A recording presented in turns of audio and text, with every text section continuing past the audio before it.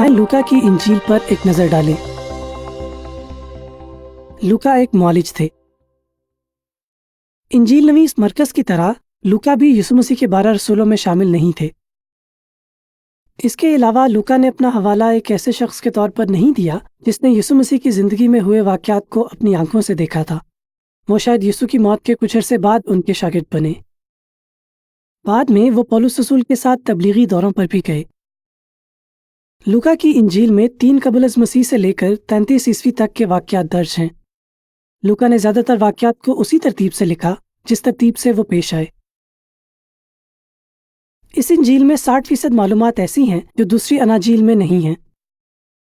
مثال کے طور پر یسوع مسیح کے کم از کم 6 معجزے ایسے ہیں جو صرف لوکا کی انجیل میں درج ہیں۔ لوکا نے 300 سے زیادہ ایسی اصطلاحیں استعمال کیں جو طب میں استعمال ہوتی تھیں یا جن سے بیماری کی نوعیت کا پتہ چل سکے۔ صرف انہوں نے اس شخص کا ذکر کیا جس کا پورا جسم کوڑ سے متاثر تھا، اور پطرس کی سانس کے بارے میں بتایا کہ انہیں بہت ہی تیز بخار تھا۔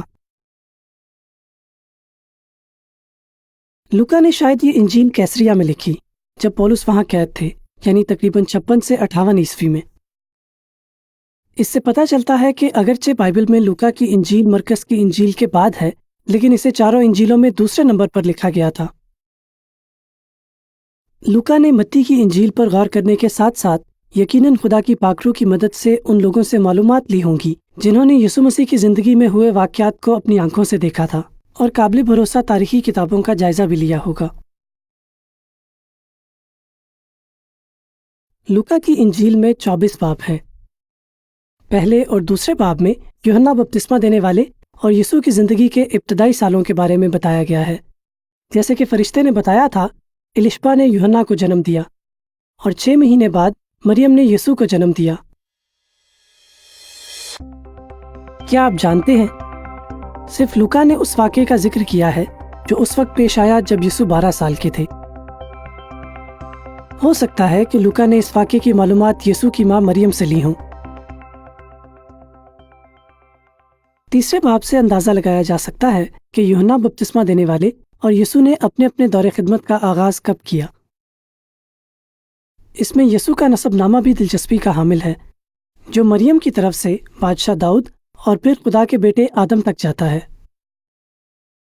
4 سے 9 ابواب میں یسوع مسیح کے دور خدمت کے شروع میں ان کے منادی کرنے اور شفا دینے کا ذکر ملتا ہے، خاص طور پر گلیل کے علاقے میں۔ لوکا نے نہ صرف ان بیماریوں کے بارے میں تفصیل بتائی جنہیں یسوع نے دور کیا، بلکہ یہ بھی بتایا کہ یسوع نے کتنی شفقت سے لوگوں کو ٹھیک کیا۔ باب 6 میں بتایا گیا ہے کہ کس طرح یسوع نے ساری رات دعا کرنے کے بعد اپنے 12 رسولوں کو چنا۔ باب 9 کے مطابق یسوع مسیح نے 12 رسولوں کو بادشاہت کی خوشخبری سنانے اور بیماروں کو شفا دینے بھیجا۔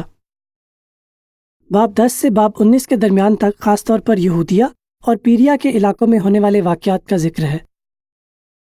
یسوع مسیح نے 70 اور شاگردوں کو بادشاہت کی خوشخبری سنانے کے لیے بھیجا اور یوں بادشاہت کے منادوں میں اضافہ کیا۔ یسوع مسیح نے نیک سامری اور کھوئے ہوئے بیٹے یعنی مصرف بیٹے کی جو مثالیں دیں، وہ صرف لوکا کی انجیل میں درج ہیں۔ باب 19 کے باقی حصے سے لے کر باب 23 کے آخر تک ان واقعات کا ذکر ہے جن کا تعلق یسوع مسیح کے آخری بار یروشلم اور اس کے آس پاس منادی کرنے اور ان کی موت سے ہے۔ باب 21 میں یروشلم کی تباہی اور اس آخری زمانے کے حوالے سے یسوع مسیح کی پیشگوئی لکھی ہے۔ لوکا نے آخری زمانے کی نشانی میں وباؤں کا بھی ذکر کیا، اور یہ ایسی معلومات ہے جو متی اور مرکز کی انجیلوں میں نہیں پائی جاتی۔ آخری باب میں یسوع مسیح کے زندہ ہو جانے اور اس کے بعد کے واقعات درج ہیں۔ صرف لوکا نے اپنی انجیل میں یسوع مسیح کے آسمان پر واپس جانے کا واقعہ بیان کیا ہے۔ لوکا کی انجیل کو پڑھتے وقت غور کریں کہ یسوع مسیح نے کتنی لگن سے خدا کی بادشاہت کا پیغام سنایا اور اس کام میں دوسروں کو بھی تربیت دی۔ انہوں نے کیسے ان واقعات کو بیان کیا جن سے آخری زمانے کا پتہ چلے گا، اور انہوں نے بیماروں کو ٹھیک کرنے سے کیسے ظاہر کیا کہ وہ خدا کی بادشاہت کے بادشاہ کے طور پر کیا کچھ کریں گے۔